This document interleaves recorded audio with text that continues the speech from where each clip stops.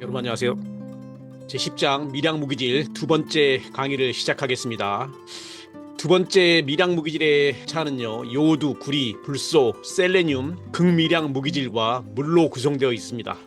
물은 엄밀히 따지면 무기질이 아니지만요, 부록으로 있으니까 따로 구분해서 물에 대해서 공부하는 시간을 가져보도록 하겠습니다. 그러면 먼저 지난 시간에 복습을 안 할 수가 없는데요, 지난 시간에는 철과 아연에 대해서 공부했던 기억을 하실 겁니다. 먼저 첫 번째 철은요, 철은 체내에서 헤모글로빈과 미오글로빈의 구성 성분으로서 산소를 운반하는 아주 중요한 역할을 하고요, 그 외에도 열량 생산을 위한 산화 과정에 관여하는 효소들의 주요 구성체로 작용하며 페리틴 형태로 저장되어 있다라고 배웠습니다. 페리틴은 우리 몸에 철을 저장하는 단백질의 이름이죠.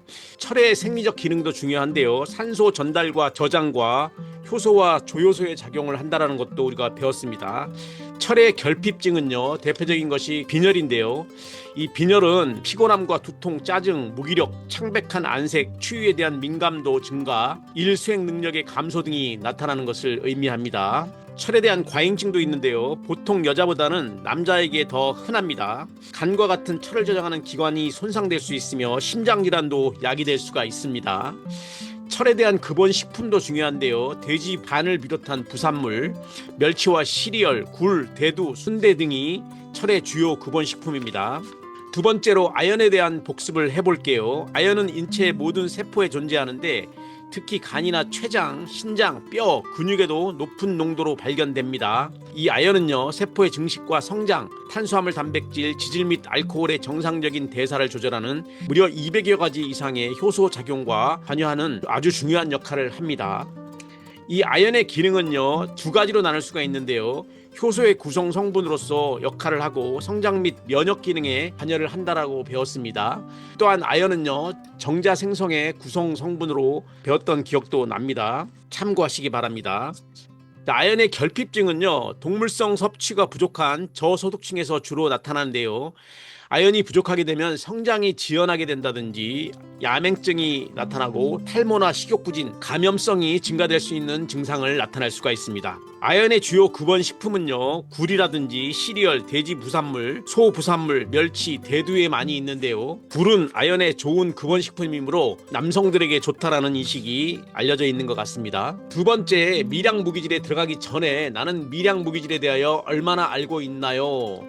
마찬가지로 OX로 답해 주시면 되겠는데요, 오늘도 두 가지 퀴즈를 가지고 왔습니다. 먼저 첫 번째 알아볼게요. 요오드를 과량 섭취하거나 극소량 섭취해도 갑상선 비대가 나타날 수 있다? OX로 답해 보시기 바랍니다. 정답은 YES입니다.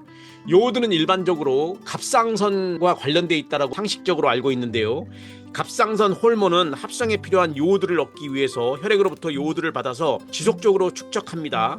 그러나 식사를 통한 요오드 섭취가 부족하여 혈중 요오드 농도가 낮아지면 갑상선은 요오드를 더 많이 얻기 위해서 비대해집니다. 또한 요오드 섭취량이 일일 2mg 정도 되면 과잉증이 나타날 수 있는데요, 요오드를 과다하게 섭취하면 갑상선 기능 항진증이 생길 수가 있습니다. 이 갑상선 기능 항진증은 갑상선 기능이 과다하게 활동하여 기초 대사량률이 높아져서 자율신경계 장애를 유발하여 안구 돌출이 일어날 수가 있습니다. 눈이 툭 튀어나온 사람 보셨죠? 그래서 요오드를 과량 섭취하거나 극소량을 섭취해도 갑상선 비대가 나타날 수 있다는 거 명심하시기 바랍니다. 두 번째 퀴즈 들어갈게요. 불소는 충치 발생을 억제하므로 많이 섭취할수록 좋다? 불소는 충치와 관련돼 있다고 알 수 있는데요, 대표적인 사례로 수돗물에는 충치를 예방하기 위해서 불소를 첨가한다는 거 상식적으로 알고 계실 겁니다. 정답은 노입니다. 불소 섭취량이 일일 6mg으로 이것보다도 이상 섭취하게 되면 뼈나 치아에 불소가 과다하게 침착되어서 반전 모양이 생기는 불소증이 생기며 이것이 심하면 골격과 신장에 손상을 가져올 수가 있습니다. 따라서 불소가 식수에 첨가된 지역에 사는 사람들은 의사에 의해 따로 처방되지 않는 한 불소 보충제를 섭취해서는 안 됩니다. 그래서 우리가 수돗물을 먹는 사람들은 일반적으로 불소가 첨가된 영양제를 먹어서는 안 된다라는 얘기입니다. 이 정도로 정리하고요, 본격적으로 들어가서 세 번째 밀양 무기질 요오드에 대해서 공부해 보겠습니다. 우리가 요오드 하게 되면은요, 아까도 말씀드렸듯이 갑상선과 관련돼 있는 무기질이다라는 내용과 해조류에 많이 들어있다라는 것을 상식적으로 아시고 계실 겁니다. 요오드는 체내에 극소량으로 존재하는 밀양 무기질이지만 갑상선 호르몬의 주요 성분으로서 체내 대사를 조절하고 체온 유지라든지 생식, 성장 등에 관여하는 아주 중요한 역할을 수행합니다. 요오드 잘 챙겨 드셔야 됩니다. 요오드의 흡수와 대사는요, 소장에서 요오드 이온의 형태로 흡수되어서 갑상선에서 호르몬 합성에 이용되며 나머지는 체내에 머물다가 소변으로 배출됩니다. 그림 10-5에서 보시는 그림은요, 요오드의 흡수와 대사 과정을 보시고 계신데요. 우리가 인체 내에서 소장에서 흡수된 이 요오드는 혈장을 통해서 신장으로 이동되는데요. 3분의 1은 갑상선 호르몬으로 변해서 티록신 합성에 사용됩니다. 여기서 티록신은요, 갑상선 호르몬의 이름입니다. 이 혈장에서 신장으로 이동되거나 일부는 소량의 요오드는 땀이나 대변으로 배설되고요, 소변으로도 배설되기도 합니다. 이처럼 저장 단백질로서 요오드는 티로글로불린의 티로신기에 결합되어서 활용된다는 것을 그림을 통해서 알 수가 있습니다. 그러면은 요오드의 생리적 기능에 대해서 알아보도록 할게요. 요오드는 갑상선 호르몬의 이름인 트리요오드 티로닌, 이것과 티록신의 합성에 사용됩니다. 이 티록신은 갑상선 호르몬의 이름이라 그랬습니다. 갑상선 호르몬은 이 티로신과 요오드가 구성 성분인 아미노산계 호르몬으로서 신진대사를 촉진하는 역할을 합니다. 갑상선 호르몬은 열 생산을 자극하고 단백질 합성을 促진하며 뇌의 정상적인 발달에도 필수적입니다. 따라서 갑상선 호르몬이 부족해지면 정상적인 신체 발달이 저하되고 뇌의 발달의 손상으로 뇌 기능의 장애를 초래할 수가 있습니다. 요오드 중요합니다. 그림 10-6에서 보면은 요오드의 구조식을 보시고 계십니다. 참고하시기 바랍니다. 그러면은 요오드의 결핍증에 대해서 알아볼게요. 갑상선은 갑상선 호르몬의 합성에 필요한 요오드를 얻기 위해서 혈액으로부터 요오드를 받아 지속적으로 축적합니다. 그러나 식사를 통해서 요오드 섭취가 부족하면 혈중 요오드 농도가 낮아지면서 갑상선은 요오드를 더 많이 얻기 위해서 비대해지는데, 이러한 상태를 단순 갑상선종이라고 합니다. 이 질병은 토양의 요오드 함량이 낮은 지역이나 바다로부터 멀리 떨어진 해조류의 섭취가 저조한 지역에서 많이 발생하는 풍토병으로 인식되어 왔는데요. 체요오드가 부족하면 갑상선 호르몬인 티록신이 제대로 생성하지 못해서 갑상선이 비대해지고 그것이 기관지에 압박을 가해서 호흡곤란의 증상이 나타나기도 합니다. 이 경우 요오드를 공급해주면 갑상선의 크기가 점점 감소하여 회복됩니다. 갑상선 기능이 저하되는 갑상선 기능 부전증은 성인은 주로 여성에게 나타나는데요. 기초 대사율이 감소하면 권태감이라든지 무기력, 추위에 대한 민감증, 월경 불순 등의 증상을 수반하게 됩니다. 특히 임신 기간에 요오드 섭취가 부족하면 태아의 뇌가 제대로 발달하지 못하고 출생 후 정신 박애라든지 성장장애, 외소증 등의 증상을 보이는 크레틴이 나타날 수가 있습니다. 크레틴은 병 이름인데, 이처럼 요오드는 임신 기간에 매우 중요하기 때문에 우리 선조들이 예전부터 먹어왔던 요오드가 많이 함유되어 있는 미역국을 먹었던 것은 우리 선조들의 지혜가 아닌가 하는 생각을 하게 됩니다. 요오드가 부족해지면 생기게 되는 단순 갑상선종과 갑상선 기능 부전증에 대해서 알아봤습니다. 그러면 다음으로는 요오드가 너무 많이 섭취하게 되면 생기는 요오드 과잉증에 대해서 알아볼게요. 요오드 섭취량이 하루 2mg 이상이 되면 과잉증이 나타날 수가 있는데요. 하지만 해조류를 아주 많이 섭취하는 경우를 제외하면 일반 식품으로 어느 정도 섭취하게 되는 경우는 매우 드뭅니다. 그러나 보충제 등을 이용해서 요오드를 너무 과다하게 섭취하게 되면 갑상선 기능 항진증이나 바세도우시병이라고 하는 갑상선 중독증이 생길 수가 있습니다. 이 바세도우시병은 갑상선 호르몬이 과도하게 분비되어 발생할 수 있는 갑상선 기능 항진증의 병의 이름입니다. 갑상선 기능 항진증은 그림에서 보는 바와 같이 과다하게 활동하여 기초 대사율이 높아져 자율신경계 장애를 유발하여 그림에서 보는 바와 같이 안구 돌출이 일어납니다. 보통 40살 이상의 연령층에서 발생하게 되므로 주의하기 바랍니다.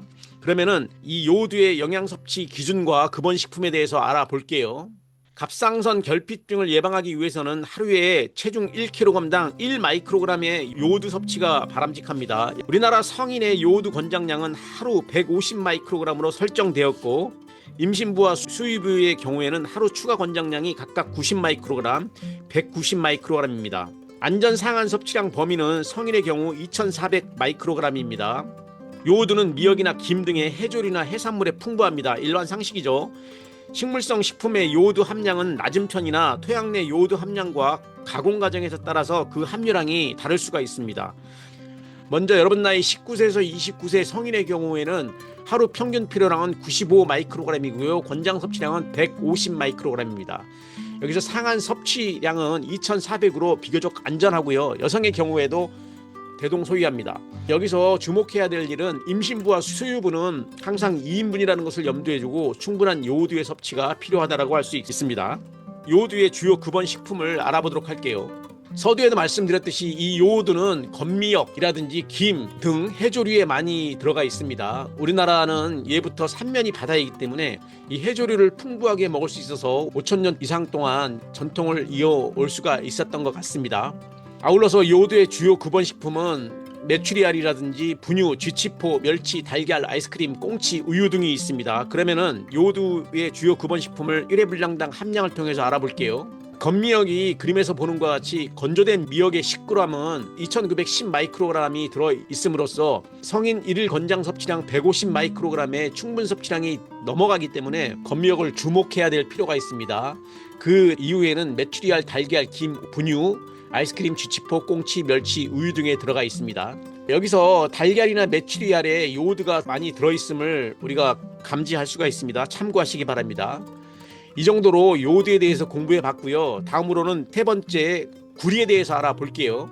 구리는 체내 근육과 간, 심장 등에 주로 존재하며 여러 효소의 성분으로 작용하여 그 기능이나 대사면에서 철분과 유사한 점이 많은 원소입니다. 구리의 흡수와 대사에 대해서 알아볼게요. 구리는 대부분 소장에서 흡수되는데요.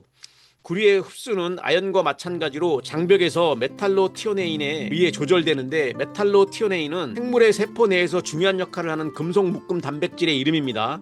식사를 섭취한 구리의 흡수율은 섭취량이나 체내 구리 필요량에 따라서 각각 다릅니다. 철이나 비타민C를 많이 섭취하는 경우는 구리의 흡수율이 감소시킬 수가 있으나 식이섬유나 피틴산은 구리 흡수에 영향을 미치지 않습니다. 흡수된 후에도 주로 알부민과 결합하여 이동되며 대부분은 간으로 들어가 셀룰로플라스민을 합성합니다.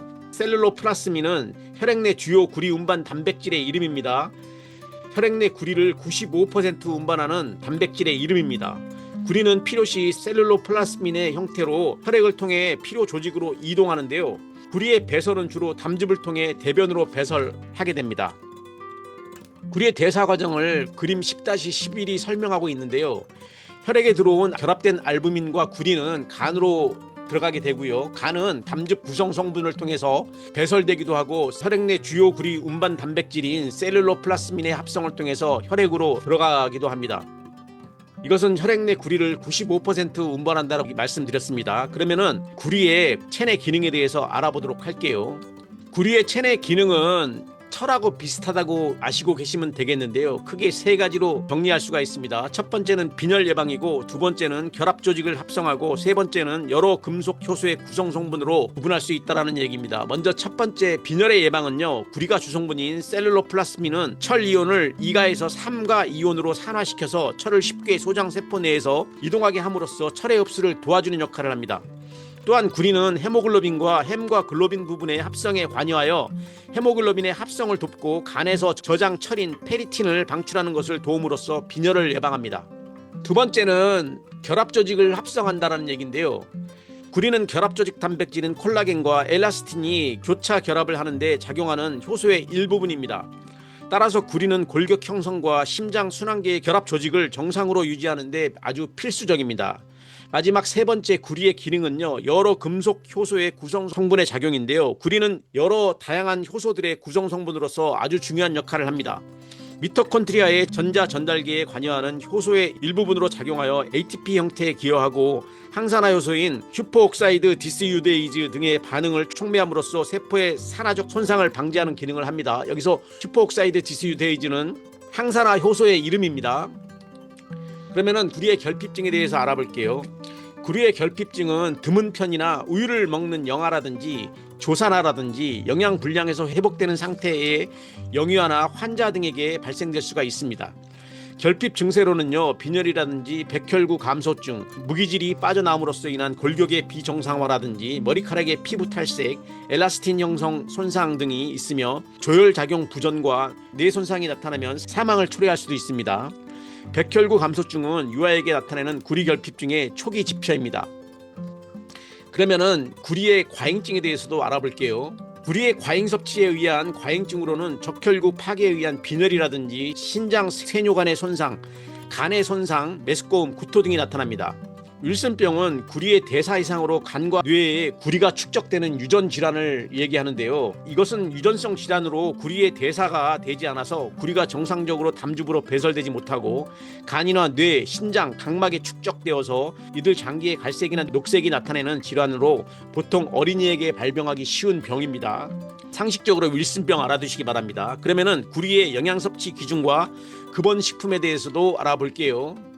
우리나라 성인의 하루 권장 섭취량은 남자가 850 마이크로그램, 여자가 650 마이크로그램, 임신부와 수유부의 추가 권장량은 각각 130과 480 마이크로그램입니다. 하루 10mg을 간 상해를 일으키지 않는 성인의 상한 섭취량으로 정하였습니다. 구리가 풍부한 식품에는 내장 고기인 간과 굴, 새우 등의 해산물이고 두류와 곡류 등에도 함유되어 있으나 과일이나 채소, 우유에는 구리 함량이 매우 적습니다. 한국인의 구리의 급원 식품량은 다음 표에서 보도록 하겠습니다. 한국인의 1일 구리 섭취 기준은 여러분 나이 19세에서 29세를 놓고 봤을 때 평균 필요량은 650 마이크로그램이고요. 권장 섭취량은 850, 상한 섭취량은 10,000 마이크로그램입니다. 여성은 약간 적거나 동일한 함량이고요. 임신부와 수유부는 추가로 더 섭취해야 된다는 거 염두에 두시기 바랍니다. 그러면 구리의 주요 급원 식품을 알아보도록 하겠습니다. 100g당 주요 함량의 급원식품은 간을 포함한 소의 부산물이고 굴, 대두, 게, 낙지, 새우, 오징어, 고사리, 보리, 두유 등입니다. 주목해야 될 일은 육류나 해산물 등에 구리가 많이 들어있음을 알 수가 있습니다. 1회 분량당 함량을 통해서 알아볼게요. 소의 간에는 엄청나게 많은 구리의 함량이 포함되어 있습니다. 소 간 45g이면 한 스푼이 약간 넘는 양의 분량인데요. 이곳의 구리의 함량은 하루 권장 섭취량이 충분히 넘어가는 6,427 마이크로그램이 들어있음을 보이고 있습니다. 아울러서 굴에도 많이 들어있고요. 각각류인 게나 낙지, 새우, 오징어, 고사리, 보리, 대두, 두유 등에도 구리가 들어있습니다. 이 정도로 구리에 관련된 내용을 정리하도록 하겠습니다. 그러면 다음으로 세 번째 불소에 대해서 알아보도록 하겠습니다. 불소는 일반적으로 뼈와 치아와 관련돼 있다고 알려져 있고요. 매일 먹는 수돗물에도 불소의 의도적인 첨가가 들어있다고 알고 있는데요. 이 불소는 인체에 존재하는 불소의 양은 아주 미량이지만 뼈와 치아의 건강에 매우 중요합니다. 체내에 존재하는 불소의 95% 정도가 뼈와 치아에 존재하는데요. 불소는 아이들의 치아를 충치로부터 예방해 줄 뿐 아니라 노인들의 골 손실을 지연시키는 역할을 합니다. 그렇기 때문에 여러분들 치약의 끝표면을 보시게 되면 불소함이라는 내용을 많이 볼 수가 있습니다. 흡수와 대사에 대해서도 알아볼게요. 불소는 주로 소장에서 흡수되고요. 흡수율이 좋아서 섭취된 불소의 80 내지 90%가 흡수가 됩니다. 조물주는 구하기 어려운 성분의 흡수율을 높여주도록 만들어 주셨습니다. 불소의 배설은 주로 소변을 통해서 이루어지며 연령이 증가함에 따라서 배설량이 많아집니다. 불소의 기능에 대해서도 알아볼게요. 불소는 뼈와 치아가 발달하는 과정에서 칼슘이나 인과 함께 결합하여 산에 대한 저항력이 강한 플루오르아파타이트 결정을 형성하는데요. 이 플루오르아파타이트는 인산염 광물의 이름입니다. 자, 단어에 대해서 모르시는 분들은 네이버 검색을 통해서 공부하시기 바랍니다. 이 성분이 치아에 많이 함유되어 있으면 충치에 대한 저항성이 높아지므로 수돗물에 미량의 불소를 첨가하거나 치과에서 치아 표면에 불소를 도포하여 충치를 예방하는 데 이용하기도 합니다. 또한 불소는 뼈에서 무기질이 빠져나오는 것을 막아서 노년기의 골다공증을 지연시키는 기능이 있는 것으로 알려져 있습니다. 굉장히 유익한 무기질이죠. 그러면 불소의 결핍증과 과잉증에 대해서도 알아볼게요. 불소가 결핍되면 충치 발생률이 증가하고 노년기에 골다공증의 위험이 높아집니다. 불소가 첨가된 식수나 음료수, 불소가 함유된 치약의 사용은 결핍증을 예방하는 데 효과가 있습니다. 반면에 불소 섭취량이 1일 6mg 이상 정도가 되면 뼈나 치아에 불소가 과다하게 침착되어서 반점 모양이 생기는 불소증이 생기며 심하면 골격과 신장에 손상을 가져올 수가 있습니다. 따라서 불소가 식수에 첨가된 지역에 사는 사람들은 의사에 의해서 따로 처방되지 않는 한 불소 보충제를 첨가하지 않도록 주의해야 합니다. 그래서 우리 대한민국에서는 불소 보충제를 따로 섭취하지 않는 것이 좋습니다. 그러면은 불소의 영양 섭취 기준과 급원 식품에 대해서도 알아보도록 하겠습니다. 우리나라 성인을 위한 불소의 권장량은 설정되어 있지 않고요. 충분 섭취량은 성인이 남녀 각각 3.4mg과 2.8mg입니다. 한편 식사나 식수, 영양보충제 등을 통해서 섭취되는 불소량은 하루 10mg을 넘지 않도록 상한 섭취량을 정하였습니다. 불소가 함유된 식품으로는 육류나 어류, 차 등에 있으며 불소가 첨가되어 있는 식수나 불소가 첨가한 치약이나 구강청정제 등으로부터 불소가 공급될 수가 있습니다. 불소의 기본식품의 함량을 보도록 하겠습니다. 불소의 기본식품은요 100g당 함량을 여러분 보시고 계시는데요. 홍차나 녹차, 적포도죽, 커피, 콜라, 옥수수 전분, 백미, 체다치즈, 참치 통조림, 초콜릿, 아이스크림, 케이크, 소고기 등에 들어있습니다. 여기서 홍차와 녹차 차이점이 궁금하실 텐데요. 모든 차는 똑같은 차나무에서 수확이 됩니다. 홍차는 차잎을 발효시켜 산화시키면서 진한 향과 맛을 낸 것이 홍차이고요. 녹차는 덕는 방식으로 산화를 막아서 향과 맛이 가벼운 차입니다. 홍차와 녹차의 차이점을 이해하시기 바랍니다. 그러면 마지막으로 한국인의 1일 불소 섭취 기준에 대해서 알아볼게요. 여러분 나이 성인 기준 19세에서 29세를 놓고 봤을 때 평균 필요량과 권장 섭취량은 정해져 있지 않고요. 하루 3.4mg이 충분 섭취량이고 상한 섭취량이 10mg이라는 거 염두에 두시기 바랍니다. 남녀 동일합니다.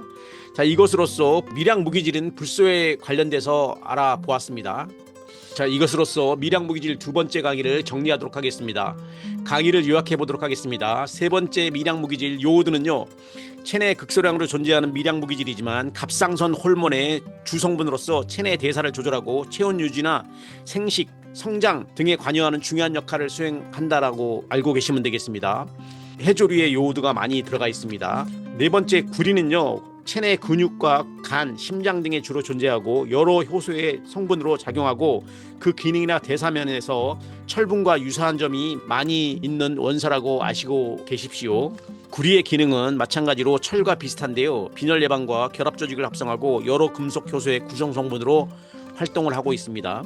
마지막으로 방금 배운 불소인데요. 불소는 인체에 존재하는 불소의 양이 아주 미량이지만 뼈와 치아의 건강에 매우 중요합니다. 체내에 존재하는 불소의 95% 정도가 뼈와 치아에 존재하는데요. 불소는 아이들의 치아를 충치로부터 예방해 줄 뿐 아니라 노인들의 골 손실을 지연시키는 역할을 합니다.